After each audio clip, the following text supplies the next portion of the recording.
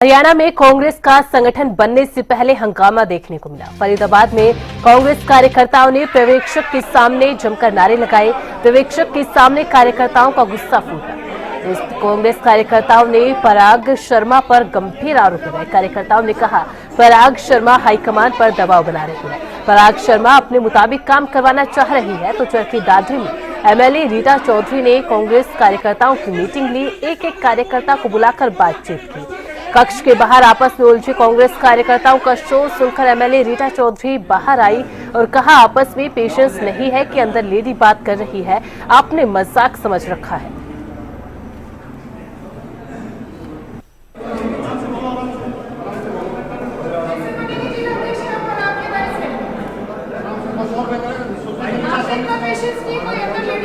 पीछे वाला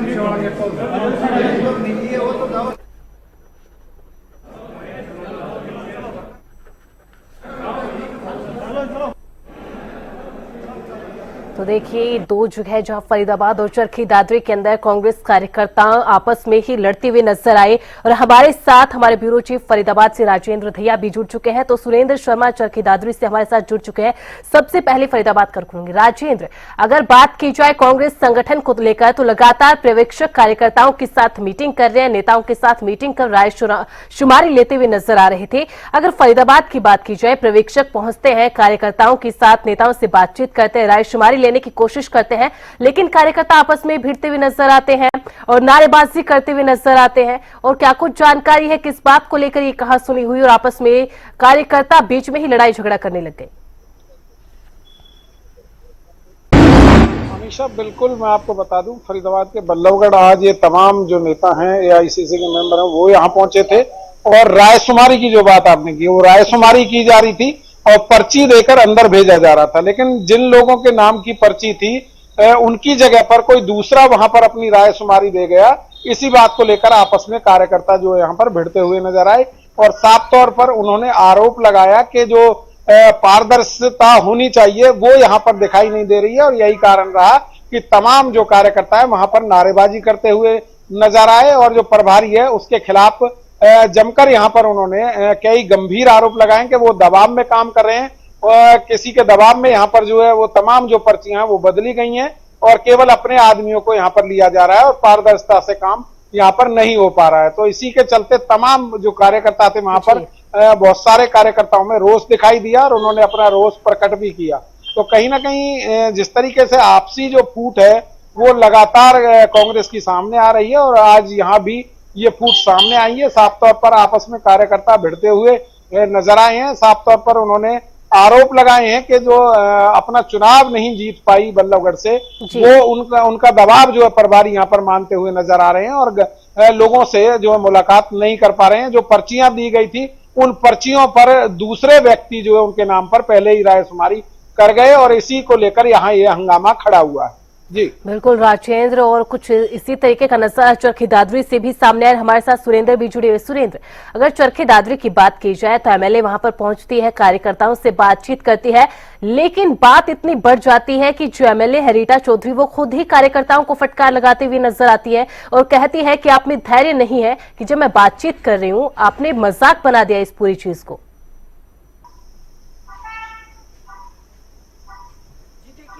बिल्कुल 8 तारीख को पहले पर्यवेक्षक रीटा चौधरी यहाँ विधायक राजस्थान से पहुंची थी। उस दिन भी कार्यकर्ताओं की जिन मीटिंग ली गई उस समय भी उनके सामने ही जब कार्यकर्ता आपस में आरोप लगाते नजर आए कि आपके कारण पार्टी हार हुई है, आप जयचंद हो, इस तरह के शब्दों का इस्तेमाल किया गया। वहाँ भी इंटरफेयर किया था रीटा चौधरी ने और कार्यकर्ताओं को रोका गया था।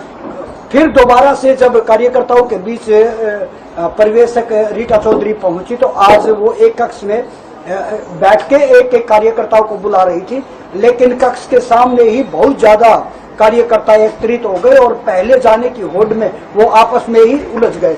जब शोर सुना तो वो जो पर्यवेक्षक है वो बाहर निकल के आए और कहा कि ऐसे कोई जिला अध्यक्ष बनता है क्या, आपने मजाक बना रखा है। इसी शोर शराबे के बीच वहां पुलिस भी पहुंची और कार्यकर्ताओं को कक्ष से बाहर जो बाहर से हटाया गया वो पुलिस द्वारा हटाया गया। तब जाके पर्यवेक्षक कक्ष के अंदर बैठी और कार्यकर्ताओं को एक एक करके बुलाया गया। लेकिन ये लगातार जब भी पर्यवेक्षक यहाँ चरखी दादरी में पहुंचते हैं तो यहाँ फूट नजर आती है। कांग्रेसी जो कार्यकर्ता हैं आपस में उलझते नजर आते हैं, गुटबाजी नजर आती है। ऐसे जिला संगठन अगर बनता है तो फिर कैसा नजर आएगा, ये देखने ही वाली बात होगी। जी दोनों ने बिल्कुल सही कहा, क्योंकि संगठन बनाने को लेकर ऑब्जर्वर्स पहुंच रहे थे, रायशुमारी ले रहे थे, लेकिन ये केवल फरीदाबाद और चरखी दादरी की बात नहीं, बाकी जिलों में भी जब ऑब्जर्वर पहुंचे तो बाकी जिलों से भी ऐसी तस्वीरें सामने आई थी। बहुत बहुत शुक्रिया राजेंद्र, आपका भी बहुत बहुत शुक्रिया सुरेंद्र, आपका भी तमाम जानकारी के लिए। तो ये दो तस्वीरें इस वक्त आप देख पा रहे हैं अपनी टीवी स्क्रीन पर। पहली तस्वीर फरीदाबाद की है, दूसरी तस्वीर चरखी दादरी की है।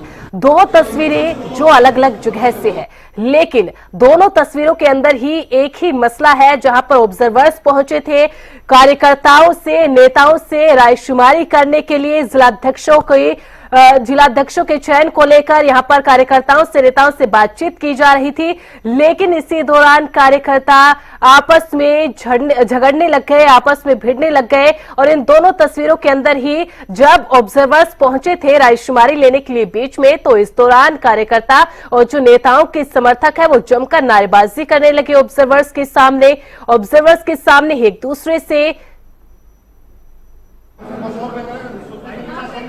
पर्चियां सीरियल वाइज भरी जा रही हैं, हमें कोई दिक्कत नहीं था इस चीजों से, लेकिन अंदर वहां से पर्चियां बन रही हो आ यहाँ रही है, वो किस तरीके से आ रही है ये नहीं पता।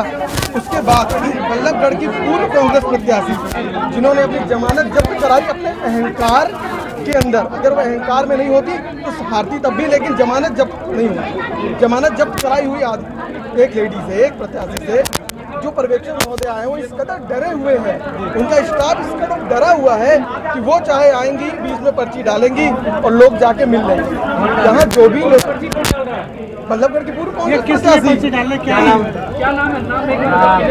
बल्लभगढ़ की पूर्व कांग्रेस प्रत्याशी, नाम लेना मैं किसी को उचित नहीं समझता, आप समझदार है, प्रेस के लोग हैं कि उन्होंने जमानत जब्त कराई है। इन्होंने जो कांग्रेस में सबसे पुराने कैंडिडेट है ना, जो सत्ता छोड़ के भग गए और जिनको टिकट नहीं मिली, उन्होंने भी निर्दलीय अपना इलेक्शन लड़ना शुरू कर दिया। और हमारे मनोज भैया जनता के साथ है, हर दुख में सुख में हर चीज में साथ रहते हैं। उनके साथ क्या इतना गलत नियम करा जाता है?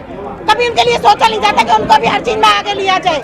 उन्होंने टिकट के लिए इतनी मेहनत करी, हम दिन रात उनके साथ मेहनत करते हैं, लेकिन ये है कि टिकट भी दूसरे के दे दी जिसकी कोई गिनती नहीं। जब टिकट बांटी गई कोई गिनती नहीं, कुछ नहीं, उसको जानता भी नहीं था। यहाँ खींचतानी ये थी कि जैसे टिकट ली थी ना चोरी से, एक चोरी से और एक दोगलेपन से टिकट ली उन्होंने। हमारे मनोज भी इतनी मेहनत करते हैं, यहाँ के बच्चे के लिए इतनी हेल्प करते हैं, 24 घंटे का। हम चंडीगढ़ तक मीटिंग में जाते हैं, कौन ऐसी लेडीज महिला है जिसको घर परिवार से कोई इतनी रात तक छोड़ देगा? हम रातों रात उनके लिए मेहनत करते हैं। यहाँ की हर जनता हम जानते हैं कि मनोज अग्रवाल क्या है क्या नहीं है, लेकिन टिकट दे दी, चलो वो भी। अब यहाँ पे नंबर आ रहे हैं, जिनका नंबर है उनको पीछे फेंक रहे हैं, जिनका नंबर नहीं है वो आगे। राज जी अंदर कैसे चली गई? हम कैसे पीछे रह गए, वो कैसे आगे?